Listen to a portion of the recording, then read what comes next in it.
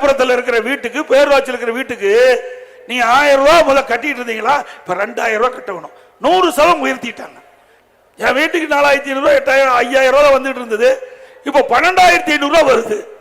நான் அதிகாரி கேட்டேன், அது எதோ சொல்றாங்க. கடைக்கு அண்ணா திமுக ஆட்சியில 1000 ரூபாய் வரியா இருந்தா இப்ப 150% உயர்த்தி 2500 ரூபாய் வரி கட்ட வேணும்.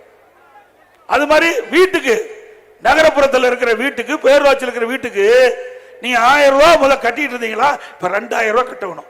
100% உயர்த்திட்டாங்க. கரண்ட் பில் கேட்க வேண்டியதே இல்லை. அது எப்படித்தான் கரண்ட் பில் போடுறாங்கன்னு யாருக்கும் தெரியல. இஷ்டத்துக்கு கரண்ட் பில் போடுறான். அது என்ன கணக்கு வச்சு போடுறாங்கன்னே நாங்க கண்டுபிடிக்க முடியல, எங்களாலேயே கண்டுபிடிக்க முடியல. என் வீட்டுக்கு 4500 ரூபாய், 8000, 5000 ரூபாய் வந்துட்டு இருந்தது, இப்ப 12500 ரூபாய் வருது. நான் அதிகாரி கேட்டேன், அது எதோ சொல்றாங்க. இப்படி மக்களை குழப்பி மக்களிடத்திலிருந்து சுரண்டுகின்ற ஆட்சி தேவையா? இன்றைக்கு இந்த ஆட்சி வந்த பிறகு 52% கரண்ட் பில் உயர்த்தினாங்க. வருஷம் 5% கரண்ட் பில் உயர்த்துன்னு சொல்லி 3 வருஷமா 15% உயர்த்தி இப்ப 67% இன்னைக்கு மின் கட்டணத்தை உயர்த்திட்டாங்க. பீக்கவர், இந்த கடையில பீக்கவர்னு ஒன்று வச்சிருக்கிறாங்க. அப்ப கூடுதலான அந்த மின் கட்டணத்தை வசூல் பண்றாங்க. அதோட இன்றைக்கு மின் கட்டண உயர்வுனால நமக்கு வர வேண்டிய தொழிற்சாலை எல்லாம் அண்டை மாநிலத்துக்கு போயிட்டு இருக்குது. எப்படி படித்தவர்களுக்கு வேலை வாய்ப்பு கொடுக்க முடியும்? சிந்திச்சு பாருங்க.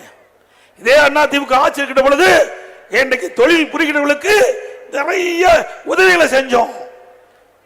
அதனால புதிய புதிய தொழில் தமிழ்நாட்டுக்கு வந்தது. அம்மா இருக்கின்ற பொழுது முதல்ல 2015 தொழில் முதலீட்டாளர் மாநாட்டை நடத்தினாங்க. 2,42,000 கோடி தொழில் முதலீட்டு ஈர்த்தோம். கிட்டத்தட்ட 98 தொழில் தமிழகத்தில் துவங்குவதற்கு புரிந்துணர்வு ஒப்பந்தம் போட்டாங்க. அதனால பல லட்சம் பேருக்கு வேலை வாய்ப்பு கிடைச்சது, படித்த இளைஞர்களுக்கு வேலை வாய்ப்பு கிடைச்சது.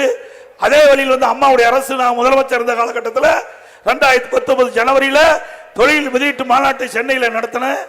அப்போ 3,05,000 கோடி தொழில் முதலீட்டு ஈர்க்கப்பட்டு 304 புரிந்துணர்வு ஒப்பந்தம் போட்டோம்.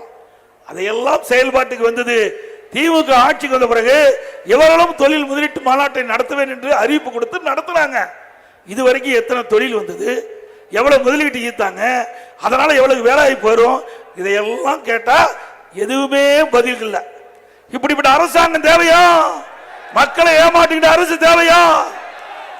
பிளே ஸ்டோர் மற்றும் ஆப் ஸ்டோரில் இருந்து பாலிமர் செயலியை QR கோடு மூலம் பதிவிறக்கம் செய்யுங்கள்.